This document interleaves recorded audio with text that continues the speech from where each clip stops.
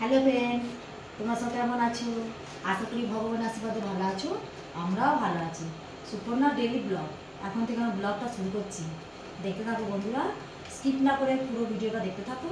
আশা করি তোমাদের ভিডিওটা ভালো লাগবে। চলো বন্ধুরা, আমি এখন রান্না বান্নার জন্য তৈরি করছি। দেখতে থাকো। আজ তোমাদের জন্য নতুন একটা রেসিপি নিয়ে আসছি। ঠিক আছে, ছোট্ট একটা ভিডিও তোমরা দেখতে থাকো। চলো, ডাল তরকার জন্য নিয়ে নিয়েছি হালে মুগ কড়াই।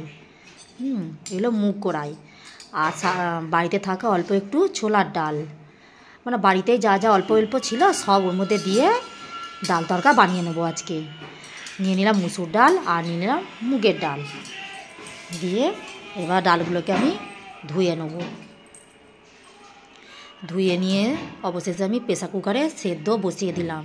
আর বাড়িতে সেদ্ধ করা দুটো আলু ছিল, আলু দুটো দিয়ে দিলাম।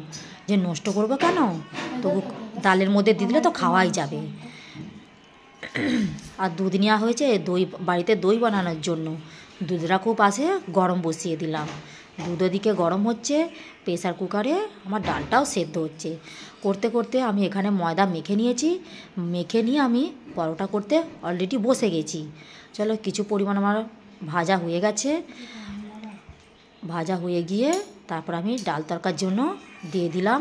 প্রথমে জিরে দিয়ে দিলাম, তারপর দিলাম রসুন, তারপর দিয়ে দিলাম সব কুচোনা, আদা কুচোনা, রসুন কুচোনা, এগুলো সব লাল লাল ভাজা হয়ে গেছে। তারপরে দিয়ে দিলাম পেঁয়াজ কুচোনা আর দিয়ে দিলাম কুচিয়ে রাখা কাঁচা লঙ্কা। দেখো, ভাজা ভাজা প্রায় হয়েই এসেছে, লাল লাল হয়ে গেছে। এবার আমি দিয়ে দেবো টমেটো কুচোনা। ওগুলো দিয়ে একটু নাড়াচাড়া করে একটু ভাজা ভাজা করে নেব। নিয়ে তারপরে দিয়ে দেবো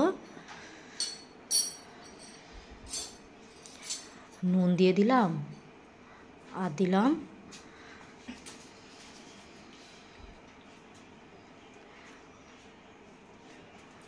নুনটা দেওয়ার পরে এবার হলুদ গুঁড়ো একটু দিয়ে দেবো।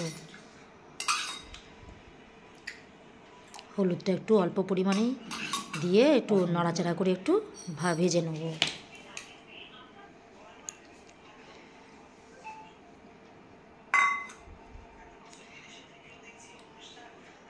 চলো, নাড়াচাড়া করে আমি ভেজে নিয়েছি। এবার দিয়ে দিলাম লঙ্কা গুঁড়ো।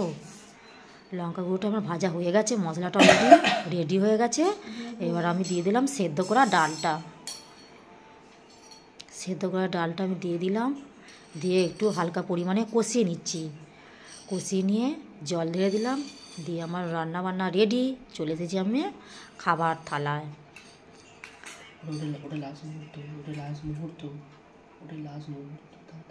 খাবার থালায় এসে গেছি, ডাল তরকা আর নরম তুলতুলে পরোটা। চলো, অবশেষে আমরা খাওয়ার জায়গায় এসে গেছি।